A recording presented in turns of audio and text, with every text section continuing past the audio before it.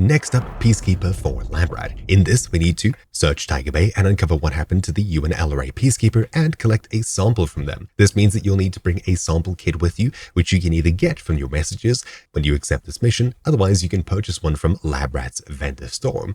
Once you have this sample kit, you'll need to take it all the way to the far east side of the map over here in Tiger Bay. Zooming in, you'll see the refugee camp all the way by the shore over here, heading down to the extreme far south of it, so 130-200 down here, you'll find two tents that look like this. On the other side of these two tents, you'll find two metal shacks like this. The left one is where you'll need to use the UNQR key, which essentially is the UNLRA Quarantine Key. Now, unfortunately, you will need it, otherwise you won't be able to open this door at all. That being said, when you do find it by killing bots in the surrounding areas over here, you can open up this door, and just inside, to the left, you'll find a bed with a corpse on it. You'll need to hit F on that corpse, and it'll collect samples that you can take back to spawn. It's super annoying to have to collect the key, and of course bring a sample kit to this area to get this mission done, but once you have both of those things, it's not necessarily a cakewalk. There's thousands of AI in the area, but now you know how to do it. Anyways, hopefully this video helped you. Thank you for watching. My name's been Troubleshoot, and I'll see you all next time. Ciao.